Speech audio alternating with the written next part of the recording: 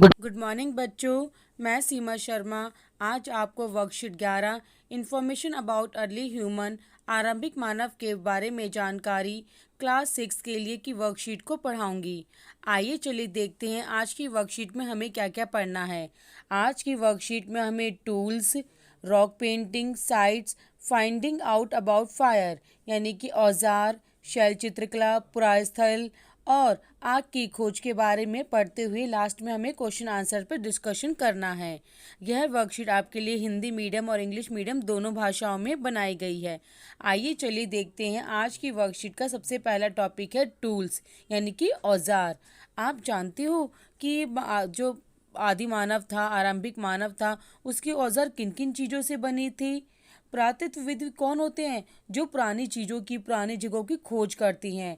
को वस्तुओं के आधार पर जानकारी मिलती है कि जो आदि मानव थे, आरंभिक मानव थे, अर्ली मैन थे, वो अपने काम के लिए किन चीज़ों से बने औजारों का प्रयोग करते थे।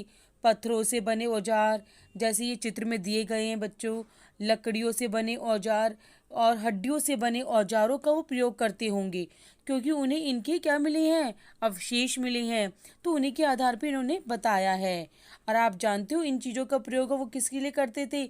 मांस काटने के लिए प्रयोग करते थे और जानवरों को मारने के लिए करते थे, एनिमल से बचने के लिए करते थे और फूलों और जड़ों को काटने के लिए इनका प्रयोग करते थे। आइए चलिए देखती हैं। नेक्स्ट टॉपिक है शैल चित्रकला यानी कि रॉक पेंटिंग। आप जानते हो कि आरंभिक मानव जिन गुफाओं में रहते थे उनमें कुछ दीवारों पे चित्र बने हुए मिले हैं। वो दीवारों पे चित्र बनाते थे पहाड़ों की। इनमें कुछ सुंदर चित्र जो है आपको मध्य प्रदेश और दक्षिणी उत्तर प्रदेश की गुफाओं में भी मिले हैं। इनमें उन्होंने जो चित्र बनाए हैं उनमें जंगली जानवरों को बड़ी कुशलता से बहुत अच्छे तरीके से दिखाया गया है। जैसे कि बच्चों चित्रों में दिखाए गए हैं, आरंभिक मानव हैं, वो एक के हाथ में तीर कमान है और जानवर दिखाए गए हैं। तो इसी को कहते हैं हम रॉक पेंटिंग यानी शैल चित्रकला, जो कि वो गुफाओं में दीवारों पे बनाते थे। आइए इसके बाद देखते हैं नेक्स्ट टॉपिक है हमारा पुरास्थल यानी साइट्स। आप जानते हो पुरास्थल किसे कहते हैं? जहाँ से आरंभिक मानव के हमें औजार, बर्तन, इमारती जैसी वस्तुओं के अवशेष मिलते हैं, उन्हें हम साइट्स कहते हैं। और ऐसी चीज़ों का निर्माण लोगों ने अपने काम के लिए किया था और बाद में वो वहीं पर छोड़ गए, जो धीरे धीरे जिन पे ज़मीन की मिट्टी चलती चली गई और वो ज़मीन में दब गए। और जब कभी खुदाई हुई तो वे उनमें पाए गए थे। ये ज़मीन के नीचे भी पाए जाते हैं, कभी समुद्रों में भी पाए जाते हैं, नदियों में भी पाए जाते हैं, क्योंकि वो उन्हें वहाँ छोड़ के चले जाते हैं। इसलिए इन चीज़ों क्या कहते हैं? साइट्स कहते हैं। आइए चलिए देखते हैं कि आदि मानव जो थे उन्होंने आग की खोज क्यों की थी।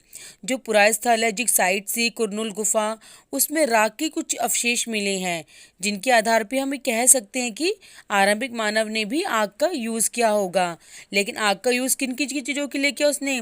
जैसे रात में प्रकाश उजाला करने के लिए क्या होगा, कच्चे मांस को भुनने के लिए क्या होगा, और जंगली जानवर उनको खा ना जाए, तो इसीलिए अपने गुफाओं से दूर करने के लिए, उनको भगाने के लिए उसने मानव ने किसका यूज़ किया? आग का प्रयोग किया।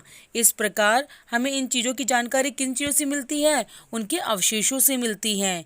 आइए चलिए देखते हैं कि पहला प्रश्न है, खाद्य संग्राहक के औजार किन किन चीज़ों से बने थे? यानी हमारे जो हंटर गैदरर थे उनके टूल्स किन किन चीज़ों से बने हुए थे?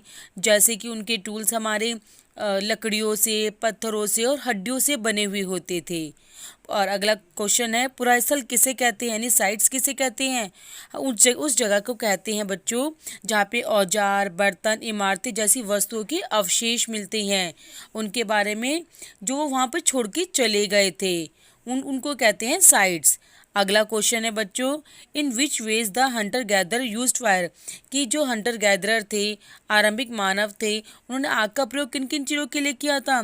जैसे कि प्रकाश के लिए, मांस भुनने के लिए और खतरनाक जानवरों को दूर भगाने के लिए वो आग का प्रयोग करते थे। तो इस प्रकार उन्होंने आग का प्रयोग किया। अगर बच्चों मेरी वीडियो से आपको समझ आया हो, अच्छा लगी हो, तो इसे लाइक और सब्सक्राइब ज़रूर करें। Thank you.